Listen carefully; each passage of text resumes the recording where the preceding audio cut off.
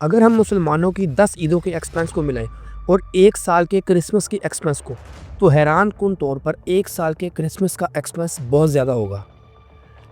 Christmas کو Christian اس لیے مناتے ہیں کہ ان کا ماننا یہ ہے کہ اس دن جیزس یعنی حضرت عیسیٰ علیہ السلام پیدا ہوئے تھے۔ لیکن اب سوال یہاں یہ پیدا ہوتا ہے کہ اگر 25 دسمبر کو حضرت عیسیٰ علیہ السلام پیدا ہوئے تھے تو مسلمان اس دن کو کیوں نہیں مناتے؟ کیونکہ ہم مسلمانوں کا عقیدہ رسالت اس بات کی گواہی دیتا ہے کہ تمام رسولوں پر ایمان لانا لازمی ہے۔ پھر آخر کرسمس کی سچائی کیا ہے؟ کرسمس کی ہسٹری کیا ہے؟ اور یہ کرسمس لفظ آخر شروع کہاں سے ہوا تھا؟ آج کی ویڈیو میں انہی چیزوں کے بارے میں بات کریں گے، لہٰذا ویڈیو کو انت تک ضرور دیکھیے گا۔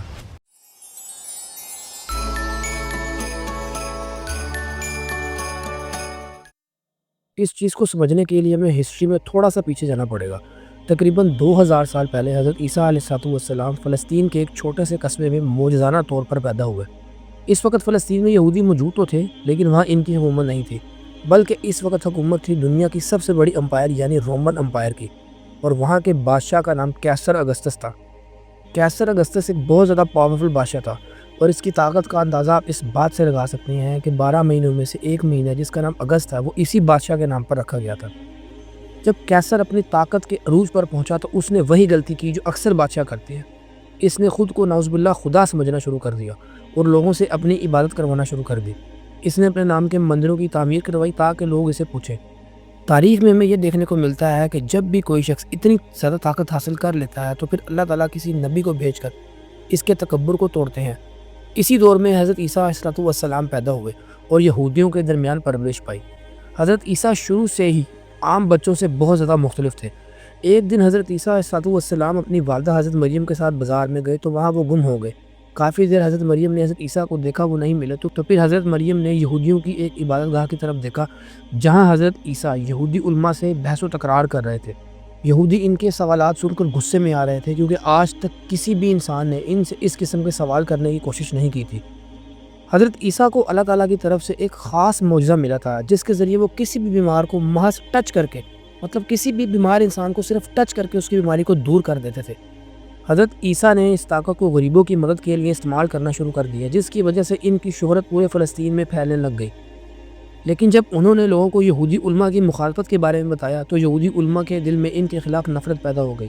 وہ لوگوں کو سر عام یہ کہتے تھے کہ یہودی علماء ہی ہیں جنہوں نے تورات کے اندر چینجنگ کی ہے اور اپنی مرضی سے آیات ایڈ کرنی ہیں، اور اب یہی یہودی علماء ہیں جو کہ آپ لوگوں کے خون پسینے کی کمائی کو اپنی عبادت گاہوں میں بیٹھ کر سکون سے مزے اڑا کر کھاتے ہیں۔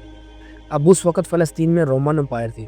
اب چونکہ یہودی چاہ کر بھی حضرت عیسیٰ کو قتل نہیں کروا سکتے کیونکہ اتنی بڑی رومن امپائر میں یہ سب کچھ ہونا تقریباً امپوسیبل بات تھی، تو پھر یہودیوں نے ایک سازش کی۔ یہودیوں نے رومی حکمران کو اپنے ساتھ ملانا شروع کر دیا اور آہستہ آہستہ حضرت عیسیٰ کے خلاف بغاوت شروع کر دی۔ پھر ایک دفعہ ایسا ہوا کہ حضرت عیسیٰ علیہ السلام ایک قصبے کے اندر گئے تبلیغ کا کام کرنے۔ وہاں کے لوگوں نے احتراماً حضرت عیسیٰ کے پاؤں میں کھجور کی چھال بچھانا شروع کر دی۔ اس دور میں یہ ایک بہت عزت افزائی کرنے والا کام ہوتا تھا، خاص طور پر یہ بادشاہوں کے لیے ہوتا تھا۔ جب رومی حکمران نے اور رومی فوجیوں نے یہ سب کچھ دیکھا تو وہ ہکا بکا رہ گئے کہ یہ انسان آخر ہے کون جس کو اتنی زیادہ عزت دی جا رہی ہے، اور پھر اسی کے ساتھ یہودیوں نے حضرت عیسیٰ کے خلاف مخالفت شروع کر دی۔ اور ایک رات جب حضرت عیسیٰ رات کا کھانا کھا کر اپنے حواریوں کے ساتھ تھے تو حضرت عیسیٰ کو پکڑ لیا اور حضرت عیسیٰ کو اللہ تعالیٰ نے آسمان پر اٹھا لیا۔ اب یہودیوں کا ارادہ یہ تھا کہ وہ حضرت عیسیٰ علیہ السلام کو نعوذ باللہ قتل کر دیں گے، لیکن شاید اللہ تعالیٰ کے ہاں کچھ اور ہی تھا۔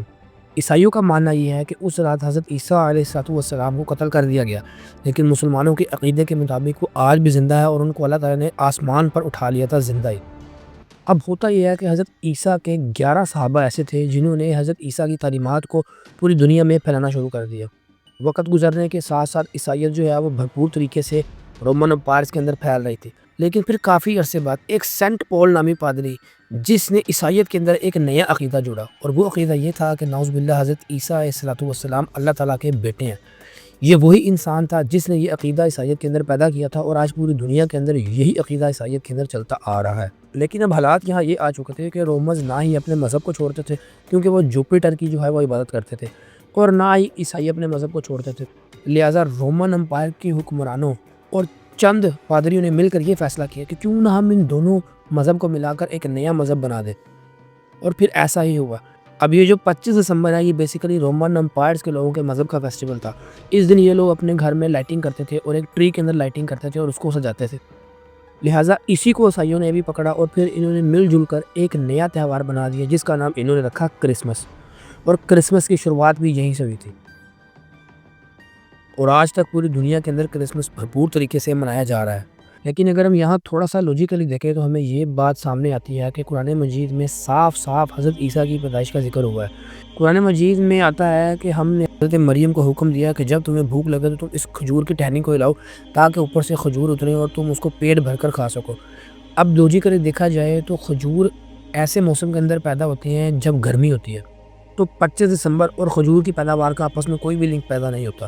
تو اگر ہم قرآن مجید کی روح کے حساب سے دیکھیں تو حضرت عیسیٰ کی پیدائش جو ہے وہ گرمی میں ہوئی تھی، لیکن ہمیں کوئی سالڈ ریزن یا کوئی ہمیں سالڈ ڈیٹ نہیں ملتی ہے جس کی وجہ سے ہم کسی فکس ڈیٹ کو اناؤنس کریں، لیکن قرآن مجید کے مطابق حضرت عیسیٰ کی پیدائش 25 دسمبر کو بالکل بھی نہیں ہوئی تھی۔